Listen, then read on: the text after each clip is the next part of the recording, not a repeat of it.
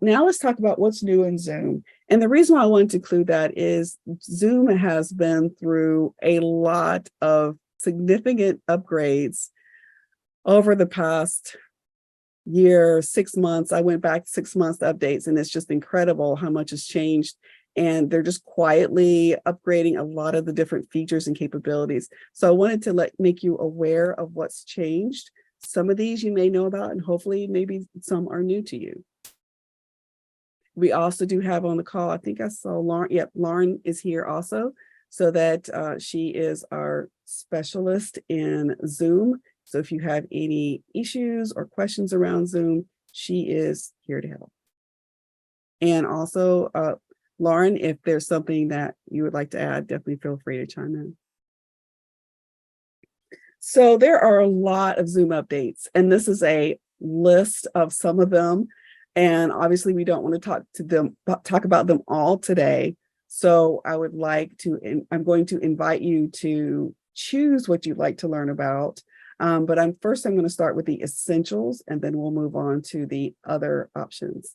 So the essential things that you should know is how to log into UMass Boston, how to get the latest updates, how to make sure you're signed out on all devices, and then some new features. But let me just open up my screen and just walk you through some of that.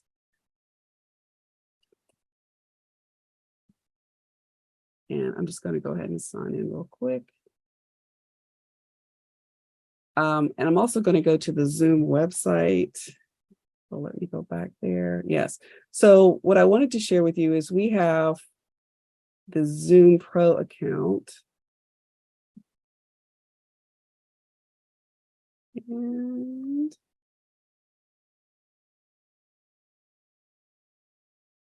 oh, here we go. Sorry. They've changed the website on me. So I just did want to share with you that that comes with the whiteboard feature. We'll talk about that. When you talk about team chat, that is actually an application that Zoom is developing that's a lot like Teams, or it's a lot like, I forget the other one.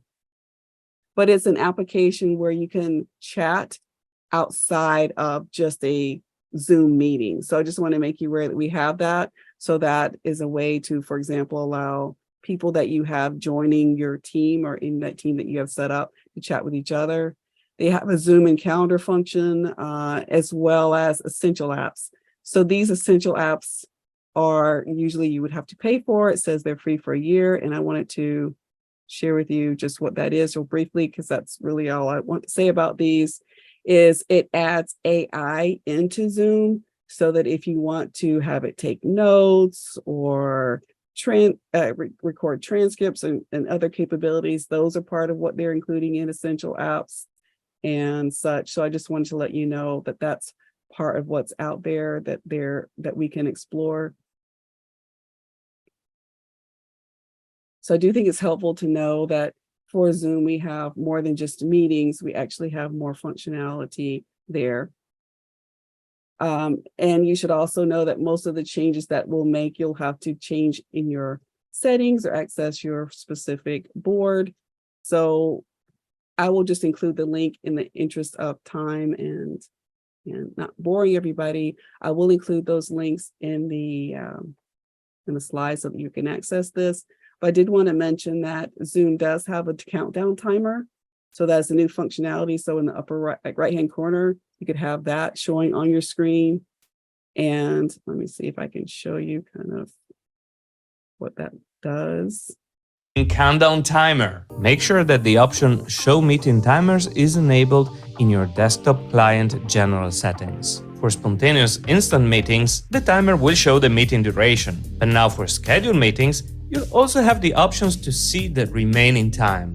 So say you've scheduled a 45 minutes meeting, the time remaining feature will help you realize that the meeting is about to end and it's time to wrap up. So I did want to show you that real quick because that's very helpful. We always have our meetings on a timetable, so that's a new feature. They also mentioned that there's going to be a chime for like the gestures, like the raised hands and all that. That was just announced for yesterday, so I would say that's coming soon. I didn't see that in the options, so I think that would be helpful as well. But those are just kind of the essentials. So as you see here on the upper part of the desktop app, Team Chat, Meetings, Contacts, Apps, and then Whiteboard. If I now expand the Team Chat, this is a chat. And you see here under apps, there's apps that I've added to this Team Chat. This is something that we have access to. This is also the Zoom apps. So as you see, you can actually choose to add apps, and it'll take you to the marketplace, and you can add different apps, and you can see what you can add. And that's in addition to the essential apps that I mentioned earlier. So as you see there, I have Miro added, and then this is the whiteboard. So one thing I wanted to point out to you is you notice it says templates new. So they've now added templates to the whiteboard feature in Zoom. So if you can take a look at the templates and see if it's something that you would want to use during your session, and that might be something you might want to play with and explore further.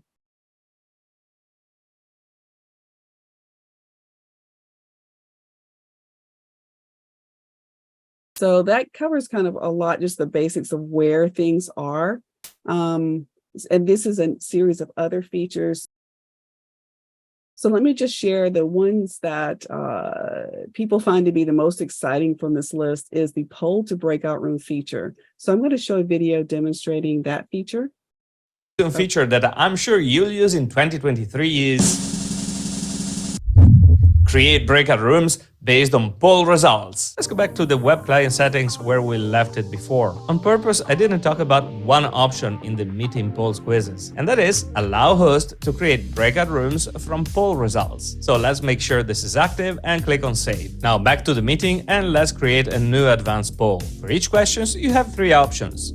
Make it required, show as a drop-down, but most of all, create breakout rooms. Duplicate this question and create a third one. I'll launch the poll, and now one participant has opted for choice 1 in question 1, 2, and 3, and the other participant has chosen the other option. Now at the bottom of question 1 and 2, you see the option to create breakout rooms. That means that breakout rooms will be created automatically based on the answer that each participant has given to the poll. Participants will be split, and they will only have to click on join breakout room to be placed in the right one. That has a number of very interesting potential applications. Like you can do a knowledge assessment and then split participants into 2 breakout rooms. For example, one for beginners and one for advanced. Or you can ask participants, do you want to discuss topic 1 or topic 2? And then based on the answer, automatically assign them to the appropriate discussion room. What are your preferred? Okay.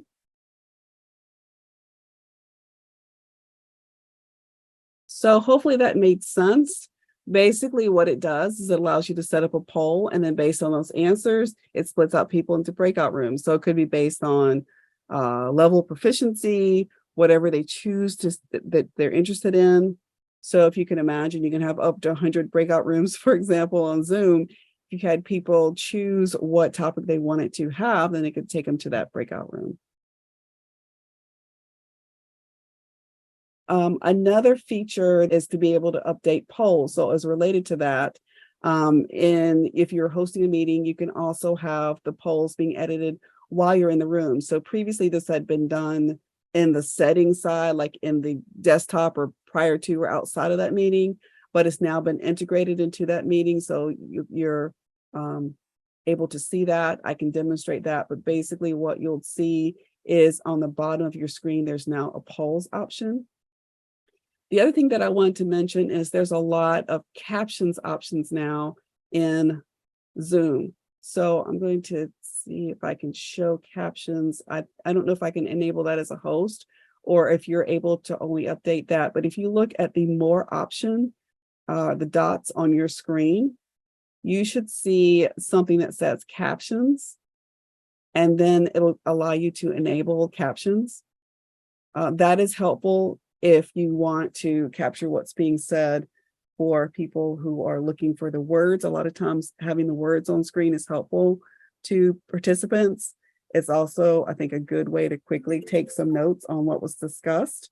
So the captions option is now available to you through Zoom. There is a lot of work that Zoom is doing around captioning, making that available, whether it's different colors, allowing it to auto start, different customization options. So that's been an area of focus for Zoom. So if you're not familiar with that, wanted to share that with you. Another related feature that I did also want to share with you is around the meeting chat.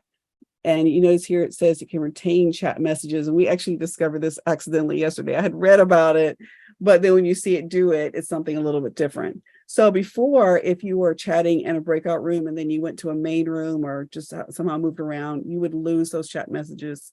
But it now retains it through those different activities. So I'm going to show you a video to demonstrate that. And the reason why I'm showing videos with this is that sometimes it can be a little bit tricky to show how to do things on Zoom while you're in Zoom.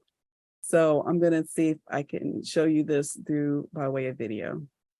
Feature number 2 and 2A. This was really a must. Retain chat messages from breakout rooms. This new feature fixes something that we've all been frustrated about for ages. I'm sure you too have experienced the situation where you were in the main room, where you had some important messages in the main meeting chat.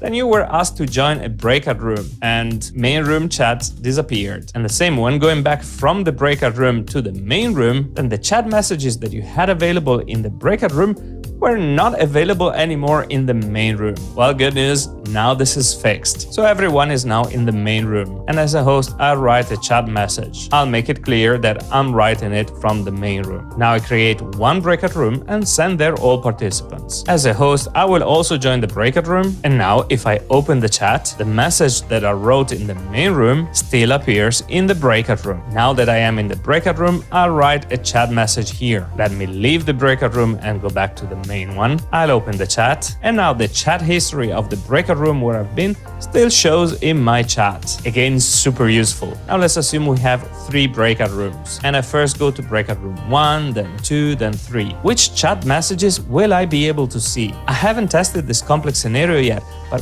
what I think is that probably I will be able to see the chat messages from the breakout rooms that happened when I was in the breakout room. In other words, all chat messages that were exchanged in a breakout room when I was not there will not show in my chat history. That's at least my assumption, but please test it and let me know in the comments below whether I was right or not. The feature I was not able to test out has to do again with the chat. Chat failover recovery support for the new meeting chat experience. The new chat feature I was not able to test is actually a recovery one. Zoom says that in case of an unexpected crash, when I'm back in the meeting, I will be able to retrieve the chat history. Now, I didn't want to force a crash, so I can't assure that this feature works, but I assume so. What actually I was hoping to see is to be able to retrieve the chat history if I left the meeting for some time and then joined it back. I tried it, but this doesn't work. And to be fair, Zoom never said that this was possible. And my top I'll just say this, the last and least thing that I wanted to mention is the avatars have been updated. So I don't know if you've noticed them or not, but they've actually finally improved them a little bit.